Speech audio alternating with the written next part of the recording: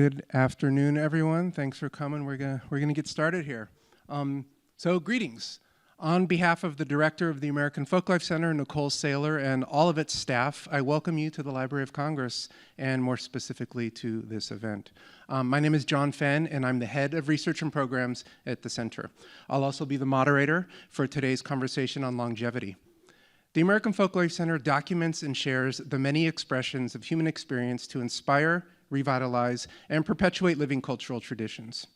Designated by the U.S. Congress as the National Center for Folklife Documentation and Research, the center meets its mission by stewarding archival collections, creating public programs, and exchanging knowledge and expertise. We intend today's event to open a space for exchanging knowledge and expertise around the intersection of longevity studies, well-being, and the arts. We at the center are thrilled to work with our colleagues in the Health Services Division at the Library of Congress, as well as staff at the Longevity Science Foundation, to host today's event, putting together the puzzle pieces of longevity. While my own training in folklore and ethnomusicology enables me to talk about change and continuity of cultural practices, a longevity perspective of sorts on everyday meaning making, luckily, I'm joined today by a panel of practitioners and experts actually engaged in a range of valuable work on the many facets of longevity. I'll introduce them each now, and then we'll get into identifying and connecting the puzzle pieces comprising our topic at hand. First, I'd like to ask everyone to please silence or turn off your cell phones. We are recording this for a webcast. And note that there will be a time for Q&A at the end of the conversation we're about to have.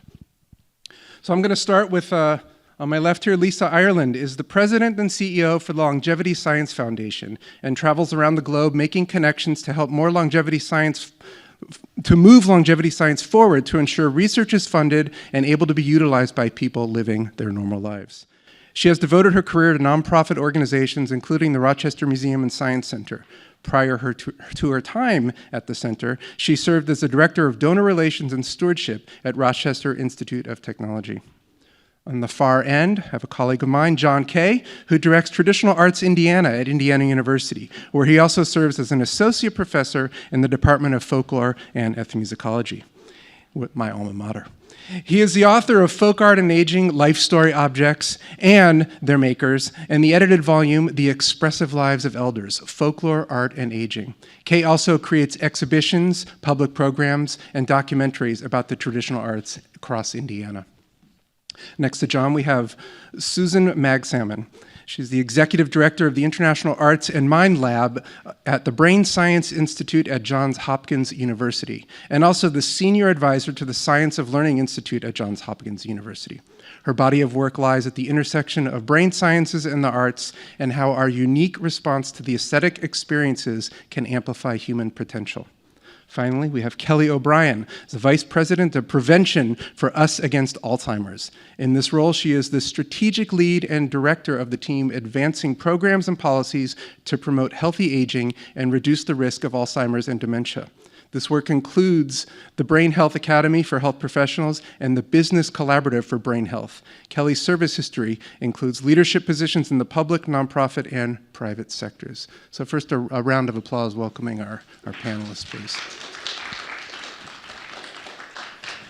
So I'm going to start my moderation here with the opening question, and I'm going to start with you, John. The same question for everyone, no surprises here. If you could each explain what longevity means within your current research or area of practice or expertise. So we start to stake out some puzzle pieces, I guess. Longevity is one of those things where we often think about it as the last part of our life, about trying to stretch out as much of the life as we can. But my whole career as a public folklorist has been about exploring the expressive lives of people. And so how do we enjoy our life beyond just the number of days, but actually the meaning of those days throughout the life cycle? And how do we restore the fact that where people feel more life in the time that they have? That it's not just, we can easily measure years and days and hours, but what's the point in that if we're not enjoying that through, not just in retirement, but throughout the life cycle? So longevity to me should be about not just length of time, but deep time. Mm-hmm. The fact that we're deepening our experience throughout the life cycle. Thank you. A lot of head nodding on stage. Susan, let's move to you. No, I totally agree with that.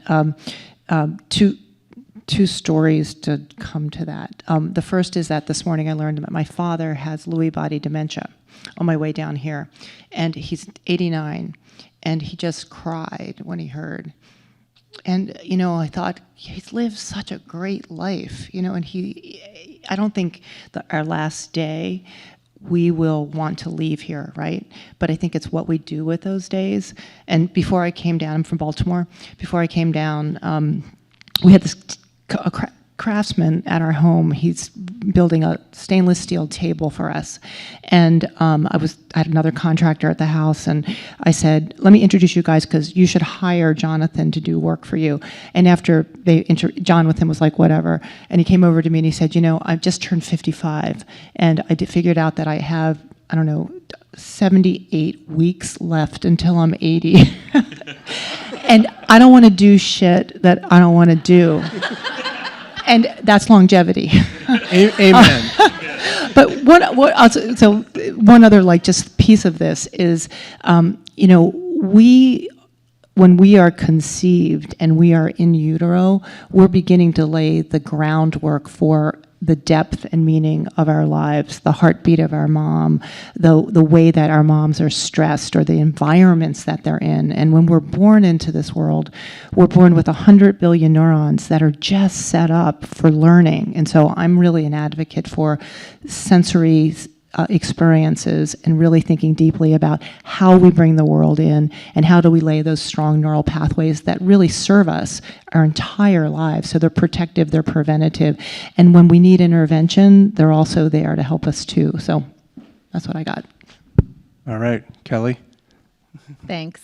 Yeah, Susan and I, we were just talking about your father beforehand because my dad also died from Lewy body dementia, and it really does give you the opportunity to contemplate the meaning of life, right? And it has really changed my perspective about what I want my life and my longevity to look like.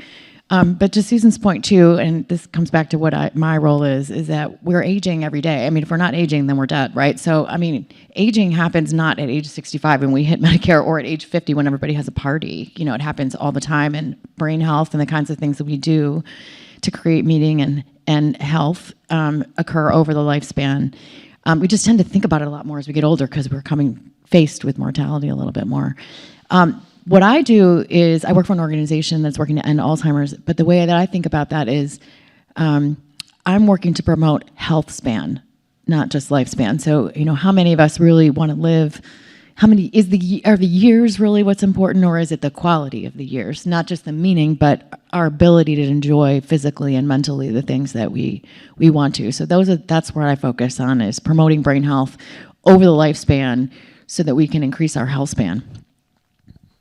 Up to you now, Lisa. I know. So there tends to be this theme going on here. So longevity is something different to every person. I have quickly learned in my year and a half with the Longevity Science Foundation. And I think if we, polled the audience, we'd get a different answer. What brings us and ties us together with our foundation is that our tagline is that we are funding early stage research in the longevity field. But the goal of our work is that we are working to add years to our life and life to our years. And those can be, we went back and forth of how you flip-flop those or what you do.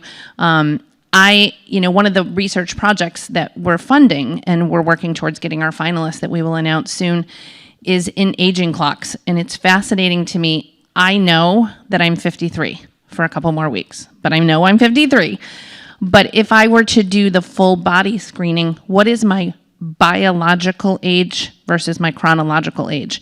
And if that biological age is 58 or 59, but I'm only 53, we've got some work to do because we need to get those numbers closer so that we can continue to enjoy the days, that we have. And I completely agree that while it'd be great if we could get the science to get us to all live to 100, we have to have the depth of that enjoyment of our life for those 100 years, whatever that number is if we multiply. if we were to move the average age from 75 to 78, but we increase by 3 years worth of good living, then we've accomplished our goal. So that is the goal of our foundation, to make sure that we're finding those researchers that can help us get to that. And boy, can I tell you, there's amazing research being done in this field globally. And it's exciting and fascinating to learn. So we're starting to get some intersecting threads here already. One thing that's standing out to me is the notion of health gets used in a lot of different ways. We talk about the health of the arts, whether they're traditional arts or funded arts, health of communities. I want to hear from anyone who has an answer to this one. What do we know about the role of the arts and aesthetic experiences for healthy aging? What is the science saying? What are we hearing from communities, from people? Susan wrote the book. I'm going to say, Susan, That's what I'm looking literally. Susan. Yeah. She literally wrote the book. Well, there's some really beautiful work that we lifted up in the book by Daisy Fancourt, who is at University College London. And she's an epidemiologist and started to look at all of the data retrospectively. So in England in particular, now we're doing it more systematically here with NIH and NEA and also National Institutes of Humanities, sort of tracking information about the arts and aesthetic experiences. And what we see in Daisy's work is that when you look at all the kinds of variables like gender, economic status, class, race, when you look at all of those variables, one art activity a month increases your lifespan by 10 years. 10 years. So, why is that? What is happening there? And you start to look at the sort of neurobiology and physiology, and also say spirituality around those three intersecting threads. And we know that cognitively, the arts help us focus, they help us build strong neural pathways, they help with myelination of the nerve fibers, so we think better, longer. When we think about things like creativity, we know that the arts and aesthetic experiences, and the caveat here is that you don't have to be a master artist. You don't have to be proficient as an artist to have great benefits in this work. And I think that's really something that, when we all were sort of going around, I thought, some of the mythologies around arts and aesthetics really get in our way, and also the mythology around aging really gets in our way from feeling that we can try and do things. So this idea of practice is really important as a maker, and then as a beholder, putting yourself in these new environments, in these new spaces. So dance, people always say, if I could do anything, what could I do? Dance, dance, dance, dance, dance. And I think we talked about that earlier because it's cardiovascular, it's muscular, it's also pulmonary. It uses all different parts of your brain at the same time, and there's this idea of connection and synchronicity is so important. So, I think that there is so much that we can do to, puzzles is a great metaphor. I also think weaving. How do we weave these things through our lives where it isn't a hobby, but a way we expressively live our lives, which I think is so beautiful. Can I add just one thing to enhance that? On a recent trip in South Florida, there was an organization, the Fuller Center, and it is a senior center that is built around those specific reasons. You can get a membership, you can come 1 day a week, 5 days a week, whatever you want. They provide transportation. They are not doing traditional, come for lunch and play bingo. They are having arts classes and dance classes, and you can learn how to play mahjong. On top of that, to build in this interaction, is that they put a location of a preschool in that building. So there is a preschool, full wall of windows, except when it's nap time, the curtains go down. But that senior center, those volunteers are coming into those classrooms to help them, learn how to write their letters and do those. And one of the things that I just saw that they were doing is they were gonna have a tea together, but they took the teacups and they painted them together.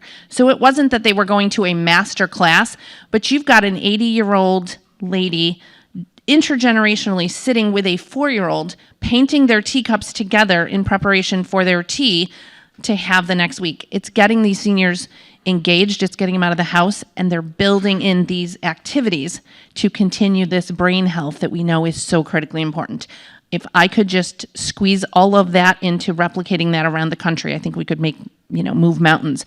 And the 4-year-old's getting a lot of it. A lot out Yeah, of I it think too. that's- So much. It's both give and take, and it's fascinating to watch, and the relationships that continue to build. John, I want to hear from you about broadening the idea of aesthetic experience again from a folklore perspective, and what you're hearing from the people you're working with on this idea of the value or the role of. Definitely. Geriatrician Dr. Bill Thomas talks about the 3 plagues of aging. These are the things that beset many older adults. That's feelings of isolation or loneliness, feelings of helplessness, feelings of boredom. And I've spent my adult life as a folklorist. I've probably at this point interviewed well over 1,000 people. Most of them have been older adults. Wasn't until later in life that I started thinking about that, the fact that I was showing up with these older adults and interviewing them. But I quickly realized when I was hearing about this epidemic of this problem that we're facing with these plagues, that many of the elders that I work with didn't suffer from these things. And I started thinking, well, why is it? And it's because the expressive practices, the traditional arts, those things that are embedded in everyday life are really great ways for resisting those things. So you think about loneliness. Well, what's the opposite of loneliness? This idea of like social engagement. The fact that people can go to a wood carving club or a quilting club or they're singing at church. These creative practices are things that bring us together with other people. If you're making something, you're maybe making it for somebody else. And so it's this idea that even when you're alone, you're transcending that time. You add to that the thing that Lisa was talking about, intergenerational connections that the creative practices can bring us to. Think about traditional dance is one of those things that you bring people together across those things. So isolation can be combated by these creative practices. The second one was this feelings of boredom. And Susan in her book writes quite a bit about curiosity and the need for curiosity. Boredom, in and of itself, boredom's not a problem because it's the thing that inspires us to do something. But it's that chronic feeling of boredom, this lack of curiosity. And so you want to be both curious, but then you also want to get into that state of flow. This idea that when you're in something, you're fully invested and time collapses in on itself. And so this idea of flow is super important in traditional arts, whether it's making or playing or any of those things. When your mind is focused on doing these things, you can't be someplace else. Your mind is fully invested in that. So the third one was this feelings of helplessness that beset so many older adults. And the kind of opposite of helpless is this feeling of mastery. The fact that you feel as if you have accomplishment. In traditional arts, personal stories, narratives are all places where we feel that sense of mastery. In that cooking a good meal, gardening, all of these things are expressive practices that we can feel mastery. Also connected to that sense of flow that I talked about before is also satisfaction. When people are involved in these creative practices, they just feel very satisfied in the production of doing these things. And so these were the things that I, as an ethnographer, were witnessing among folk artists that I interviewed. And then it was just so great to have neuroscientists recognize many of the same things that I'm seeing in everyday life that's there. Yeah, I think, and that idea of transmission too, of not just of mastery or knowledge, but understanding and experience too, right, is something that is valuable. I want to just add to what you said about those 3 pieces. We're also seeing the very same 3 mood states or states of mind with youth. So, and that's actually really important because if you have not created ways to soothe yourself or to be of service in helping others or have mastery or have these different pieces and you don't learn them when you're young, you don't have them when you're older. And I think that's one of the huge disconnects. We have to talk life cycle. Yeah. No. Well, just to fill the gap, the World Economic Forum identified skills that were going to be needed for the workforce of the future. And they are things like creativity, innovation, analytical thinking, collaboration, right? So all these things that you're talking about are also really relevant in the workplace, right? So it's old, it's young, it's in the middle. So I think one of the things that we're working on is because as you build this over time, as you're young, as you're in the workforce, these are all things that build resilience against brain health deterioration later in life. So it's all the way through. And we're seeing that too as a parent of a high school junior and a college sophomore. That is also changing in college admissions. No longer is it just, what is your SAT score? What's your middle initial? Social security number? Tell me the basics. And did you do this, this, and this? It's tell me about who you are as a person. Tell me your story. And I know some of that's come out of the pandemic, but it was fascinating to me and exciting to watch this through my son's eyes as he was applying to colleges. And I was like, they don't care about your SAT. He's like, they want me to tell them about who I am and everything I did that brought me to this day. And it was this fascinating way of finally looking at our kids for more than just a single, fill in the form document, which is great because I think it's going to bring us to have more well-rounded, better humans in that space. Yeah, the whole person kind of thing. I think that we very much are in need of great repair of our communities and families right now. This idea of the intergenerational aspect of it is super, super important. Several years ago, I convened several of the master folk artists from around the state of Indiana, and we went around and introduced themselves, and almost every single one of them had a story that they said, well, when I was 11, 12, 13 years old, I had a neighbor. When I was about 12, my grandfather or my grandmother did this. It was like there's this little window of time when we are young. Early childhood is like really creative. Then there's a window when we become ourselves and we have these creative practices that become invested into us. Then we may have a long life after that when we're grown, raising families, working, those sorts of things. But those things then come back around and become so important later in life.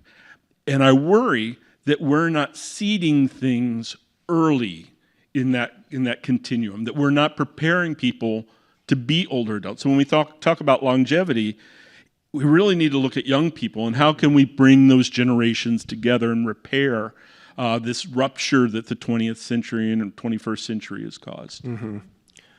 The topic of brain health has come up interwoven, and I want to bring that back to this point. How from your perspectives, how should we be thinking about brain health at any age, whether we're raising young brains or we're navigating our aging brains ourselves, or with parents or other elders in our lives? What is it about brain health we need to know and think about? I will let Kelly answer, but I want to, because Kelly's the one, it was in a meeting we were in or a conversation, and it really is something that stuck with me. We talk all the time when we're raising our kids, make sure you put money in your 401k. The minute you get a job, make sure you're putting money in your 401k. You're going to want it when you're older. Why are we not doing the same thing with brain health? We're like, it's going to be fine, we'll get there. And it was Kelly's team that said, we need to talk about investing in brain health like we talk about investing in your 401k. It has to be constant. It has to be regular. We have to do it. And that is actually what came about. This puzzle piece was where, the title of this all came from. We're so worried about taking care of our bodies. And if, somebody said, if you walked in with a cast and somebody said, oh, I'm so sorry you broke your arm, I'm glad you're getting that taken care of. We don't talk about that with our brain health because you can't see it. Mm-hmm. So constantly investing in that, which is, some of the work the foundation is investing in as well. But I just want, Kelly has more to share about that, but that will stick with me. I'm sharing your message everywhere I go because I literally was like, I wrote that down and I was like, brain health and 401k, the same.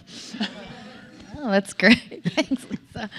Yeah, I think about this a lot because before I was working in Alzheimer's, I was working in mental health. And it is just really striking to me, still today, although it's changed a lot for the better, thankfully, in mental health, how we don't like to talk about our brains.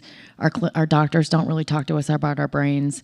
It's like it's not there, and yet it runs the whole thing. You know, like they examine everything, and then you go to the doctor and they maybe look in the holes that go to your brains. They don't ever ask you about your brain. They don't ever assess your brain. There's no brain health vital. There's no, you know, and there is a cognitive assessment you can get with Medicare. Most people don't like to do it. Clinicians hate to offer it because they don't want to have the conversation. And the thing about that is that it is probably the most important thing we have. And it is something that starts at birth and not at age 65. And the fear and the stigma could be much alleviated if we stopped thinking about it like dementia and Alzheimer's, but as brain care. You know, we should be taking care of our brains like we take care of our shoes and our nice cars. You know, like we should be really thinking about this every day. And you know, fortunately, a lot of the things that we can do to take care of our brains are the same things that work for our bodies and for other things, right?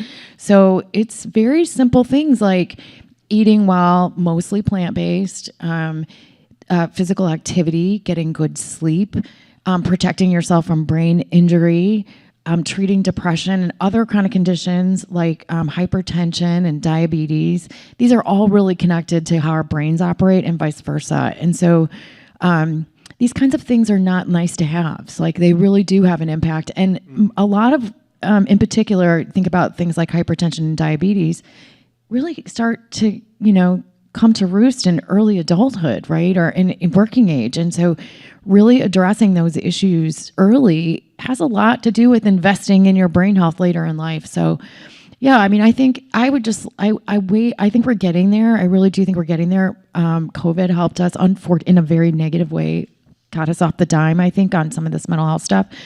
But we've got to start talking about it as an opportunity and not as a scare tactic. And, you know, and I'll stop. One more thing, and I'll stop. Is on that note, I really think that, you know, it's not just about ending or preventing disease, but about promoting and increasing your own brain resilience and happiness. So these kinds of things that you do also help you focus at work.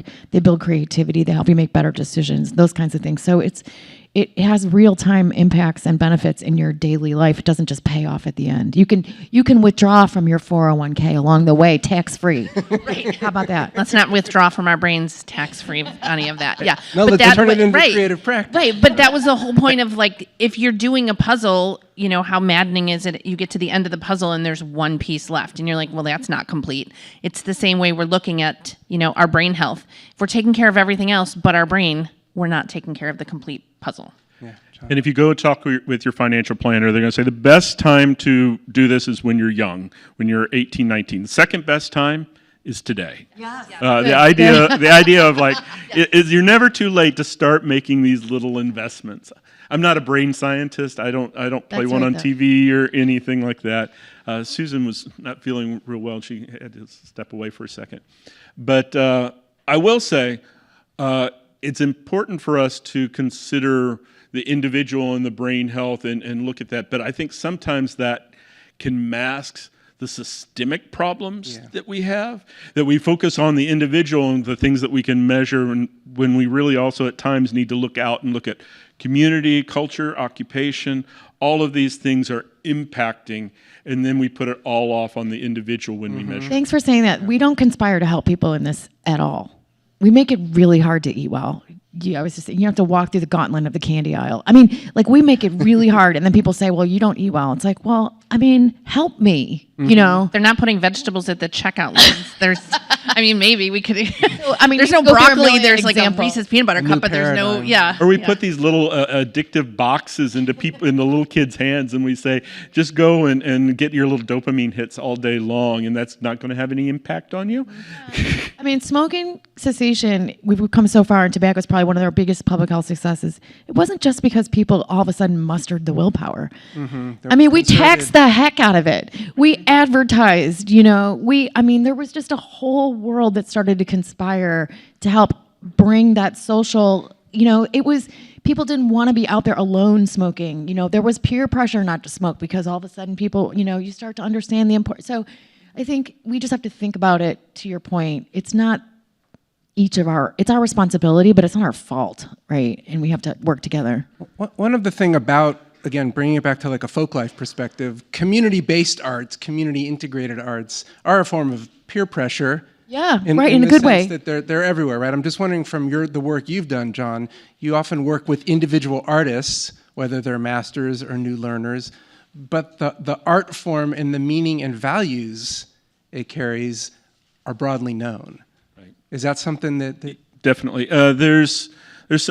We do a program at Traditional Arts Indiana, which is based at Indiana University, and funded by the Indiana Arts Commission and the National Endowment for the Arts.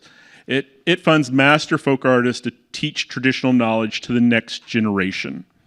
And I always tell people at the beginning, I say, while we're writing checks to you and we're funding materials for you to learn to do these things, these are really investments into community. We're very much reading how do communities value this traditional practice and making sure we're, as I said before, seeding it for the future.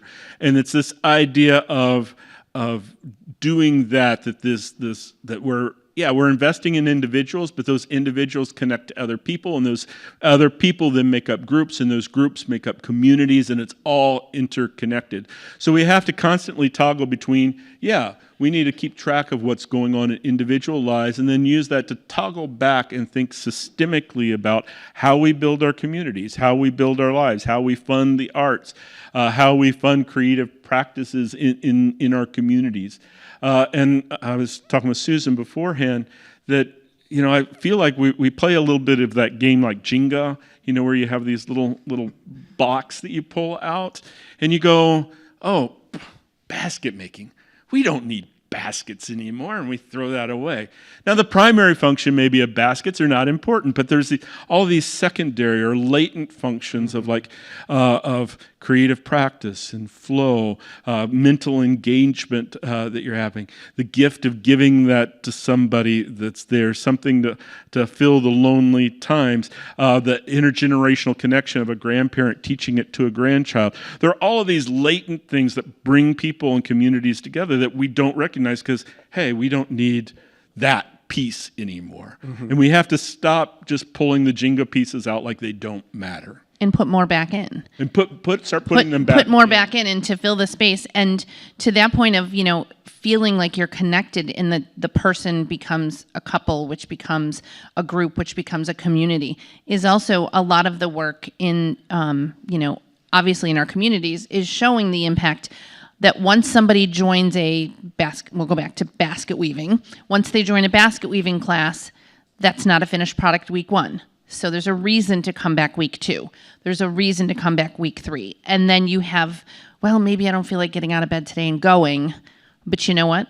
Susan and John are waiting for me. Kelly is expecting me to be there. Mm-hmm. So it's that, engagement piece, because then if I don't show up, Kelly's going to say, hey, are you good? Like, why weren't you there? It becomes, and then we're combating this loneliness and that piece too. It's a win-win. And even when you're at home doing it, well, I'll get to show this one to the people I'm working with. That you're transcending time mm-hmm. and loneliness with that way. Yes. And I think that's important. And as you said, we learned a lot during the pandemic about that, right? I'm wondering, from cognitive decline has come up and that facet of aging. From a research-based perspective, is that inevitable? Yeah. And I'm struck by something John said earlier, and reflecting on his work with elders in communities and master artists who hadn't experienced the same kind of cognitive decline that we see elsewhere. And not making a causation there, but looking at that correlation, but thinking about how do we think about that as we are aging? Yeah. Well, cognitive decline and dementia is not a normal part of aging. It's not normal, and it's not inevitable. Your brain does change, though, right? I mean, the way our brain works changes. I like to think, and I don't know, this is an area that's evolving, but I think there have been a number of studies looking at how younger brains can function versus older brains. And for example, when our brain is in our earlier years, we're probably able to focus and be more detail-oriented and sit for longer periods of time. But as we age, we also have this ability, this strength in making connections and looking at things more strategically and having obviously the wisdom of a historical perspective. So I don't double down on a friend. I'm in my late 50s now, and people always say, "Oh, it's just that time of life," and I don't take it. I'm like, no, I'm not seconding that. I think there's a lot that you can do and there are things that your brain can do that your 20-year-old sons can't. So I think we have to stop talking about it like that. And if there are challenges in your memory, or you're having cognitive challenges, that's something to see your doctor about. It's not normal. And there may be things you can do about it. Not everything is dementia. Sometimes it's a medication interaction. Sometimes it's after a colonoscopy, that anesthesia you had, it has a latent effect. Sometimes it's, hypertension. I mean, so there's so many other things it can be. A lot of them are treatable. And even if it is, a form of cognitive decline, there's still a lot you can do to improve the quality of your life and live it with meaning and purpose and all of the things that you want to do. And maybe not better planning, right, if you need to. So, no, it's not inevitable, and there's a lot you can do.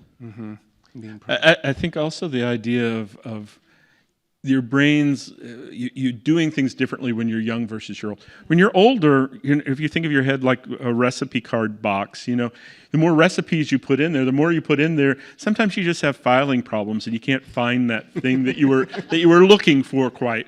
But it's still, you still know how to make it. You still know that stuff, but I can't come up with that name, or I can't think of what that's called. That's a filing problem. That's not a cognitive problem, really.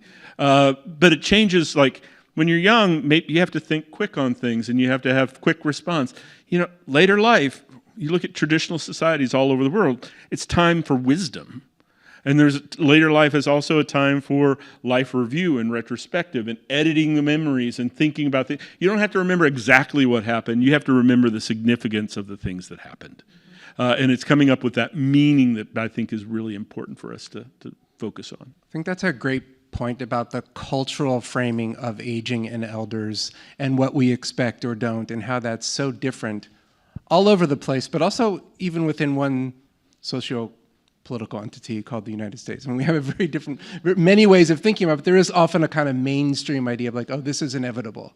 Yeah. Decline is part of aging, and I think what we're learning about longevity is it's about adding life to the years. Right. Well, and we say it's not inevitable that you're going to break your arm when you're 60. It's not inevitable that you're going to, fall down and scratch yourself. So looking at the word inevitable, because to Kelly's point, it's not, but also having those hard conversations.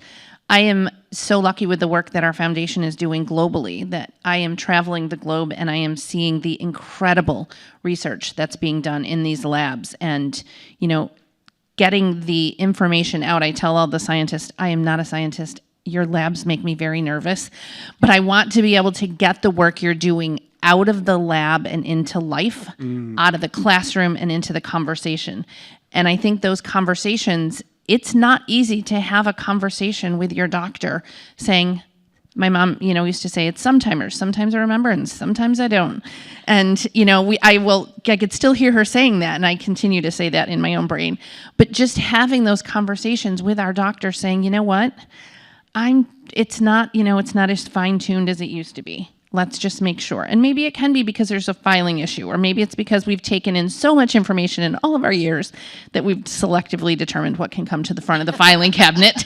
At least I tell my children that. I'm like, it's because I have so much information you don't understand. But when I can't come up with that word. But it's having those conversations and really, keeping to the forefront of the research that's happening globally, because, wow, is it amazing. Mm-hmm. I've been asking all the questions. I want to move into questions from the audience and the people who've joined us on the webinar. But first, do either of you have questions for each other that have been spurred either by... I got the joy of asking all of them to come today, so I kind of dug into all that work. Thank you, Lisa.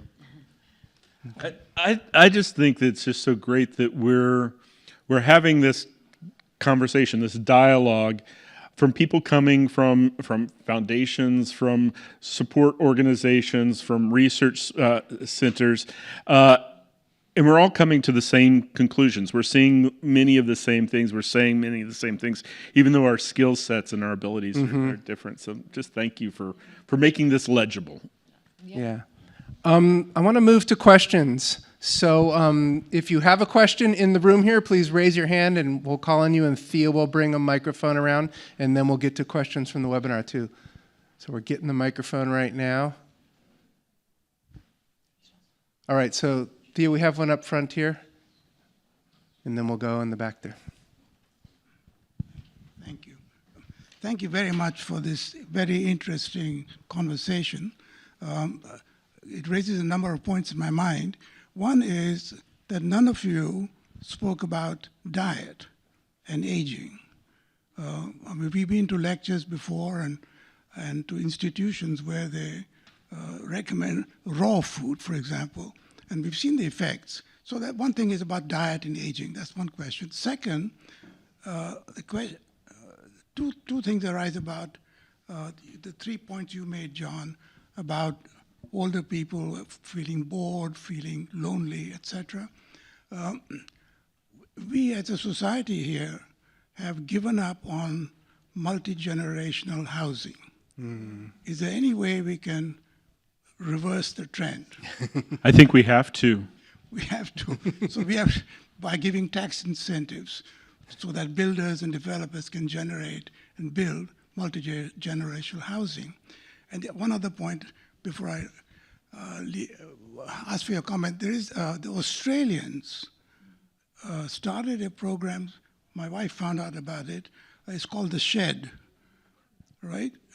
And I found it very attractive. I tried to talk to my county chief to introduce that in Montgomery County, but it just didn't take. And if you guys talk more about it, maybe we will implement the shed concept. No, it can be for women. It can't be for women. We can modify it. Thank you. Do we want to say anything about diet? Just really quickly, I think a plant-based diet, absolutely, nutrition. There's the science is evolving. It's a tough thing because I'm not a scientist, also, but doing research on diet is always really challenging because there's so many confounding factors in. But in general, the research does show that following a more plant-based whole foods diet is helpful for lots of things, for a lot of chronic conditions, and it's mostly because it helps prevent inflammation. And inflammation is what makes your brain, the pathology for Alzheimer's, basically start a fire. So you can have the pathology amyloid tau in your brain and not have symptoms, but what turns it on can be inflammation. And so that's why some of these things are helpful. And I'll add just one thing, again, talking about getting it out of the lab and into life with inflammation. So I was visiting some researchers at the University of Rochester, and they are doing research on the fact that inflammation, of course, when you age, is one of the problems that we have. Bats do not show signs of inflammation as they age. So they're doing research to figure out, besides all of us hanging upside down at night to sleep, but they're looking at that. Again, that's getting it out of the lab and into life. And I work around the globe, as I said, and talking to people about diet. You could get a different answer from 10 different people on what the right answer is. It's incremental change. Don't eat 17 Reese's peanut butter cups. Eat maybe 2. Or, like more broccoli, less candy, those kind of things. But I found that people are much more engaged if we're looking at incremental change versus saying, take your entire diet and go completely to the other end. That is not sustainable. But if we can make small changes, then I think we're getting on the right path. Is there anything about diet in your work? And then Theo, there's a question back. I need people to be talking to me about diet, I think. But I think that one of the it's important for us to talk about diet. It's important to talk about exercise. Important to talk about art practice. All of those things. But one of the problems is we want to look at things like dosage and measurements, and we really just don't think about the system in which these things are a part. It's like, think about what you're eating, but also think about, are you sitting down with your family and eating it? Are you connecting with other people through these processes? So all of that is super important, but also I wanted to zoom out just a little bit. Be holistic about it. Yeah, I think it's that integrated component. In the back, in the middle row there. Yeah. Thank you. First, I would just like to say thank you so much for the discussion. It really was thought-provoking and got me thinking a lot. I think the more I think about brain health, the biggest takeaway for me was that a lot of these risk factors really are modifiable, such as social isolation and loneliness, nutrition, diabetes, hypertension, etc. With that being said, How do you think the younger generation can support the healthy aging of older adults, whether that is our parents, loved ones, our neighbors? How do you think we can really work together to push the message forward of healthy aging? Because I really do believe that this needs to be a collaborative effort. I would start by saying continue to have those conversations, continue to support the healthy aging. As I said, the next generation, my son is in college, and instead of coming home with the freshman 15, he dropped 35 pounds because they're paying attention, they're active, they're doing things. They are paying more attention, so I'm paying more attention. So I'm more thoughtful on what they're doing. So partnering it and having those conversations, especially in the world of aging parents, that is also not an easy conversation. And making sure that you start those conversations early and often, so that it's not all of a sudden you have to invite your parents over for dinner one night and say, so we've got to have this conversation. It's a natural progression because you have those conversations regularly.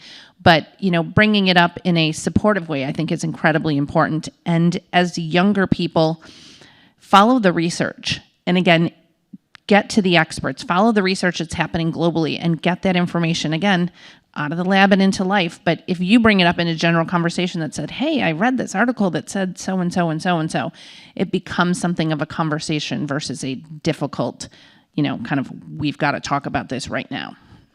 Yeah, I just would add one thing. It's a personal story. I mean, I think the biggest thing that people can do, all of us at any age, is walk the walk and be an example and not talk the talk. This is hard for me. I have to get away from giving advice and just doing it, because I had a really good experience over the holidays with my niece. I was in the grocery store getting some groceries, and I was putting vegetables and some yogurt and stuff that they don't have in their house, in my basket. And she's 13, and she said, why are you putting all that yucky stuff in your basket?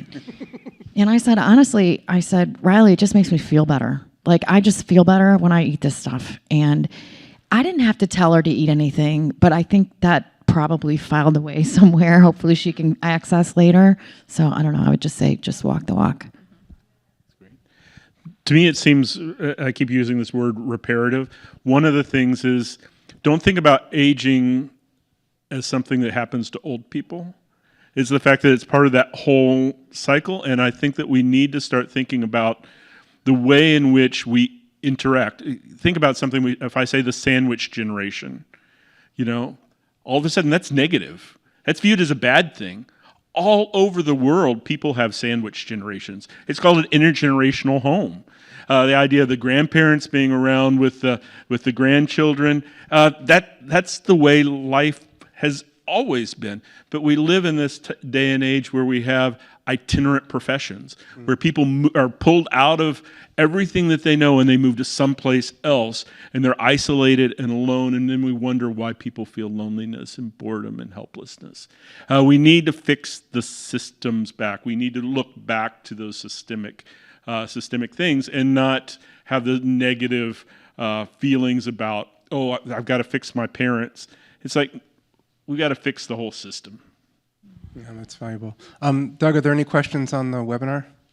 Thank you so much, John. We have about 95 participants on the Zoom. We're saying hi for all of these participants. We have 9 questions in the Zoom. I don't know if we'll have time for all of them. The first 2 have to do with Lisa. These are for you. First, this is from Jens. Lisa, could you elaborate on the Longevity Science Foundation's role in advancing longevity research by leading the funding of early stage products? And Judy would also like to ask you, Lisa, you spoke of biological age, the concept of biological age. So much of the products and services I've seen are targeted at wealthier consumers. Do you see a future where that technology might be available to everyone? What will it take to achieve this more equitable access? So I can actually answer those questions together. So thank you for both of those.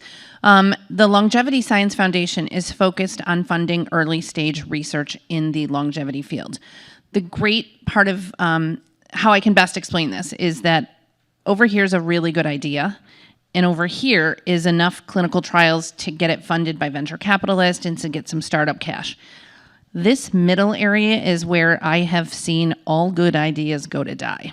And imagine if there's a scientist who is brilliant sitting in the lab, those labs that make me very nervous, but those labs doing amazing work and has found let's just say, the cure to cancer.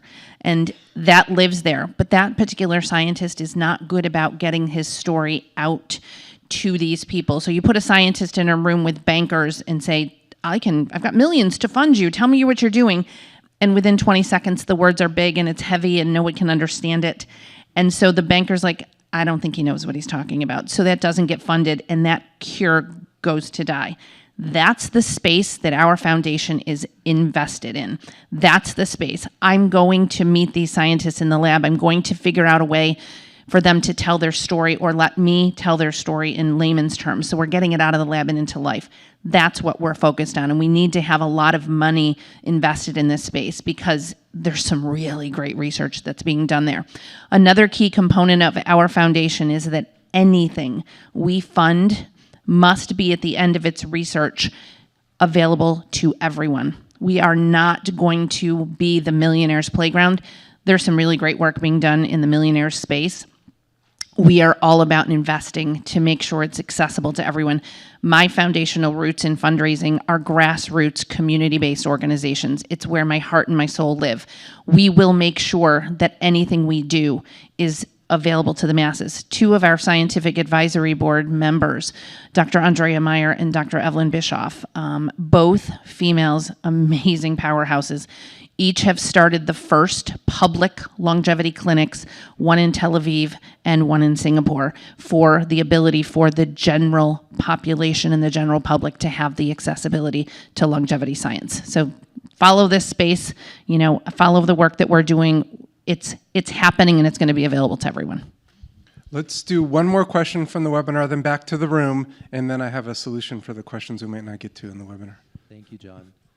The next question, could your panel comment on arts in treating the more traumatic events of old age? For example, divorce, loss of a spouse, outliving a child, retirement, downsizing, etc. I wrote a whole book about this, the folk art and aging. Basically, creative practice is a resource. It's a way for us to work through problems. I won't go to trauma because that gets into some very special psychological necessities. But just in general, people do creative practice as a way of kind of self-medicating many times, as a way of dealing and working through problems. For example, the retirement. That can be a very difficult passage for people. We think about throughout much of the life cycle, every time we have all these little rituals, these little rites of passage that happen throughout life, but then retirement, there's no real ritual there other than you just stop going to work. And so creative practice becomes one of those ways that people kind of redefine themselves. They enter themselves into a new identity, and they ritualize those practices. My first book, Folk Art and Aging, Life Story Objects and Their Makers, are really about life review. The fact that many older adults, they get this window of time where they start rethinking their lives. They start thinking about things that have happened and what their significance, what their meaning is. And they make things. They make these objects as a way of reviewing those things, but not just reminiscing, but reviewing them with the idea of editing and finding meaning and kind of developing that. And then they take those objects very, very often and they show them at the Quilting Guild meeting, or they show them at the State Fair or the Wood Carving Club. They do all of these things with those things. So it's not just the art making. It's the art making and sharing. It's a dynamic process. And I think that's the thing to think about the arts, is to get beyond the idea of like, do two watercolors and a dance and call me in the morning. It's not that type of diagnosis or dosage type of thing, but actually think about it as people are picking up this whole system that's integrated in their lives. Thanks, John. Thea, can we get the question in the back there? And then for the questions we don't get to on the webinar, I think when this webcast goes live, we can publish a blog post on Folklife Today. That's at loc.gov, or blogs.loc.gov/folklife. We'll try to get some of those unanswered questions. Maybe I'll reconvene with the panel. Can't promise we'll get them all, but we'll do some of them. For those of you in the room, after we end the webinar at 1 and the event, there's going to be time to talk to the panel. We have coffee and water to mill around a little bit. So let's get a question here and see where we end up time-wise. Hi, thank you. I appreciate you talking about the funding, but I wanted to bring it down a level. I work for a very robust local arts organization, and we're 100% agree with everything you're saying. We're not looking for the capital venturists, but we're looking to get more people committed in a bigger way, in understanding that signing up for an art class, it does, give you community, it makes you belong, or helps you belong. So I was just kind of looking for your advice or input for who defined, what's the message, how do we get more local people investing in their local arts centers and schools? I'm immediately taking over, like my fundraising head is like, can we go to lunch? No. Yeah, because it comes from the grassroots. All I will say is, I love that question. Impact matters, impact stories. Tell the stories.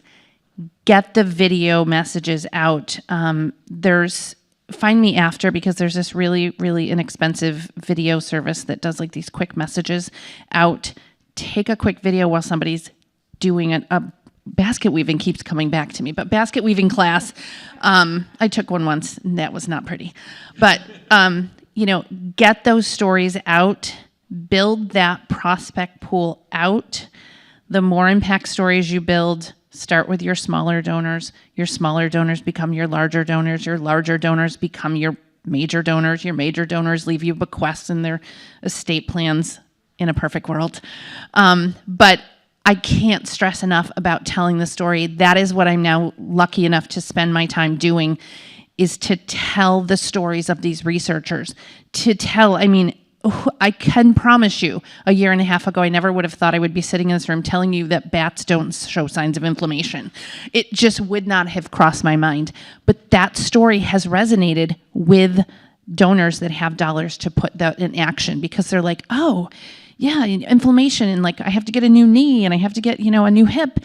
All of that matters. So telling those stories and making the impact and showing, pull in John's research and John's books and Kelly's research and Susan's. I don't have any of that, knowledge, that space, but pull their research in to have these conversations of how it matters. Take a look around at the space we're at. I love the vests that say, ask me about the library.